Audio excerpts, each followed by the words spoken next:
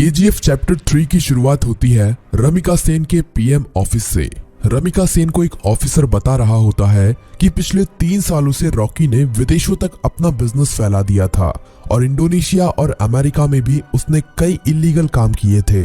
इसीलिए इंडोनेशिया और अमेरिका की सिक्योरिटी फोर्स भी रॉकी को पकड़ना चाहती थी, पर अब रॉकी मर चुका है। पर इंडोनेशिया और अमेरिका में रॉकी के इलीगल काम अभी भी चल रहे हैं। रमिका सेन कहती है तो इंडोनेशिया और अमेरिका की गवर्नमेंट को उसके खिलाफ एक्शन लेना चाहिए। तभी वो ऑफिसर बताता है कि गवर्नमेंट ऐसा नहीं कर सकती, क्योंकि रॉकी ने 1979 से 1981 तक इन 3 सालों के अंदर ही अपने सोने के बिजनेस को काफी बड़ा कर लिया था। विदेशों में भी हजारों लाखों लोग उसके लिए काम करते हैं और खुद गवर्नमेंट के लोग भी उसके साथ मिले हुए हैं। इसीलिए गवर्नमेंट चाहकर भी उसके खिलाफ एक्शन नहीं ले सकती। फिल्म की कहानी अब फ्लैशबैक में जाती है और हमें रॉकी के जीवन के उन्हीं 3 सालों के बारे में पता चलता है, जिसमें उसने अपने साम्राज्य को विदेशों तक फैला दिया था।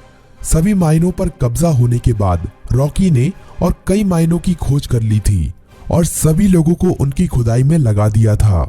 रॉकी ने उन सभी माइनों से तेजी से सोना निकाला और इकट्ठा करता गया और बाहर के बड़े बड़े देशों में एक्सपोर्ट करने लगा।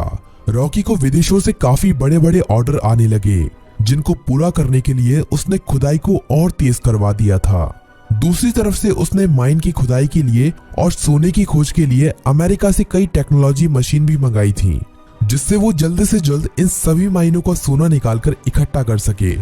रॉकी ने अगले 1 साल के अंदर इन माइनों से इतना सोना निकाला था जितना कि पिछले 20 सालों में भी नहीं निकाला था।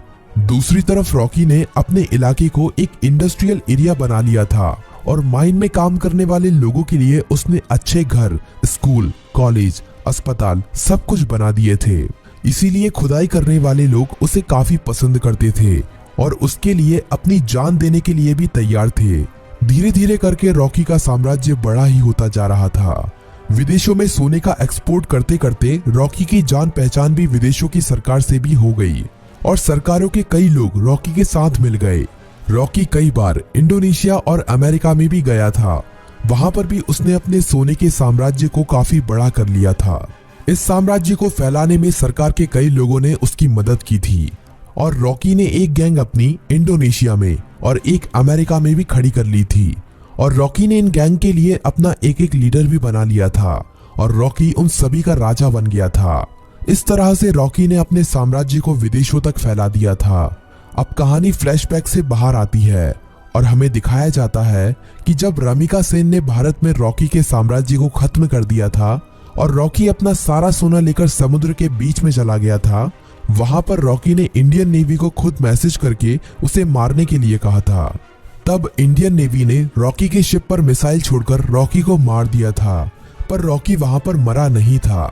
रॉकी का सारा सोना उसी समुद्र की गहराइयों में उसी जहाज में दफन है और रॉकी को अमेरिका के सबमरीन ने बचा लिया था। ये सबमरीन अमेरिका के एक बिजनेसमैन की थी, जिसे रॉकी ने उन 3 सालों के बीच में अपना पार्टनर बना लिया था। रॉकी अब अमेरिका में सबसे छुपकर रह रहा था और वो महीने में कभी कभी इंडिया भी किसी को फोन करता था कि केजीएफ का क्या हुआ, केजीएफ को ठीक होने में कितना समय लगेगा। अब कहानी इंडिया में शिफ्ट होती है और हमें दिखाया जाता है कि सलार केजीएफ के तबाह होने के बाद केजीएफ को दोबारा से खड़ा कर रहा है और जो लोग बच गए थे उन सभी लोगों के साथ मिलकर रॉकी के साम्राज्य को दोबारा से खड़े करने में लगा हुआ है। सलार ये सभी रमिका सेन से छुपाकर कर रहा है, पर बहुत जल्द रमिका सेन को भी इसके बारे में पता चलने वाला है। धीरे धीरे करके सलार रॉकी के साम्राज्य को दोबारा से खड़ा कर देता है और दोबारा से माइनों में खुदाई शुरू हो जाती है। अब सलार रॉकी को फोन करता है और कहता है, मालिक, हमने आपका साम्राज्य दोबारा से खड़ा कर दिया है। जिस तरह आपने कहा था, अब आपके लौटने का समय आ चुका है। रॉकी कहता है, सलार, तुम्हारे लिए मेरे पास एक काम और है। तुम्हें उस सोने को समुद्र से निकालना है जो हमने इतने सालों से वहां पर छुपा के रखा है। वो हमारी माइनों से ही निकला हुआ सोना है। इसे हमें किसी भी कीमत पर समुद्र से निकालना है। इस सोने की मदद से ही मैं दोबारा से भारत में अपने साम्राज्य को खड़ा करूंगा। सलार सोने को समुद्र से निकालने के काम में लग जाता है और इंडिया में अब एंट्री होती है रॉकी की। सलार अपने लोगों को कहता है कि मालिक कई सालों के बाद यहाँ पर पधार रहे हैं, उनके स्वागत में कोई भी कमी नहीं रहनी चाहिए। किसी को नहीं पता था कि ये मालिक कौन है। रॉकी अकेला ही अमेरिका से आ रहा होता है। केजीएफ में रॉकी का स्वागत धूमधाम से किया जाता है। सभी लोग रॉकी को देखकर हैरान थे, क्योंकि उन्हें लग रहा था कि रॉकी मर चुका है, लेकिन रॉकी तो अभी जिंदा है। रॉकी अपनी माइनों का काम देखने के बाद सीधा मिलना चाहता था रमिका सेन से। सलार कहता है कि हम भी उसके साथ चलेंगे, पर रॉकी कहता है कि नहीं, मैं अकेला ही मिलने जाऊंगा। रॉकी अकेला ही अपनी रोल्स रॉयल कार में जा रहा होता है। तभी नाके पर पुलिस उसे पकड़ लेती है। पुलिस वाले जानते नहीं हैं कि वो रॉकी है। वो रॉकी के पास लाइसेंस ना होने की वजह से और ओवर स्पीडिंग होने की वजह से थाने ले जाती है। वहां पर रॉकी कुछ नहीं बोलता, बस अपने आदमियों को फोन कर देता है। थाने में बड़ा ऑफिसर आता है और रॉकी से चिल्लाकर बात करने लगता है। तभी पूरा पुलिस स्टेशन हिलने लगता है और कई हेलीकॉप्टर और बंदूक लेकर रॉकी के आदमी यहाँ पहुंच जाते हैं। उन आदमियों से एक आदमी रॉकी का लाइसेंस लेकर थाने के अंदर आता है और पुलिस को लाइसेंस दिखाता है। पुलिस वाला लाइसेंस पर रॉकी का नाम पढ़कर हैरान रह जाता है और रॉकी को वहां से जाने देता है। रॉकी अब सीधा रमिका सेन से मिलने के लिए जाता है। रॉकी के पहुंचने से पहले वो पुलिस वाला रमिका सेन तक ये खबर पहुंचा देता है कि रॉकी अभी भी जिंदा है। रमिका सेन ये खबर सुनकर हैरान हो जाती है कि अभी तक रॉकी कैसे जिंदा है। रमिका सेन को ये खबर भी मिल जाती है कि रॉकी के यहाँ आने से पहले किसी ने केजीएफ को दोबारा से खड़ा कर दिया है और केजीएफ से अभी भी खुदाई करके सोना निकाला जा रहा है। अब पीएम ऑफिस में एंट्री होती है रॉकी की। सभी लोग रॉकी को देखकर हैरान थे। रॉकी सीधा मिलने जाता है रमिका सेन से। रॉकी रमिका सेन से कहता है कि मैंने कहा था ना, युद्ध हुआ तो जीतूंगा मैं, और जीत मेरी ही हुई है। रमिका सेन कहती है कि अच्छा है तुम जिंदा हो, अब मैं तुम्हारे सामने ही तुम्हारे केजीएफ को तुमसे छीन लूंगी। रॉकी कहता है कि उसकी नौबत ही नहीं आएगी। रमिका सेन रॉकी की इस बात को समझ नहीं पाती। तभी रॉकी वहां से चला जाता है। अगले कुछ ही दिनों में रॉकी रमिका सेन की सरकार गिरा देता है और सरकार में अपनी पार्टी को जिताकर अपने आदमी को प्रधानमंत्री बना देता है। रॉकी अब दोबारा रमिका सेन को फोन करता है और कहता है कि अब क्या करोगे, अब तो तुम्हारी सरकार भी नहीं रही। रमिका सेन कहती है कि अब मेरी जिंदगी का एक ही मकसद है, तुम्हारी मौत। रमिका सेन रॉकी के सभी दुश्मनों को इकट्ठा करती है। रमिका सेन इनायत खली से भी हाथ मिला लेती है और जितने भी रॉकी के देश विदेश में दुश्मन थे सभी को इकट्ठा करके रॉकी को मारने का प्लान बनाती है। रॉकी को मार पाना आसान नहीं था।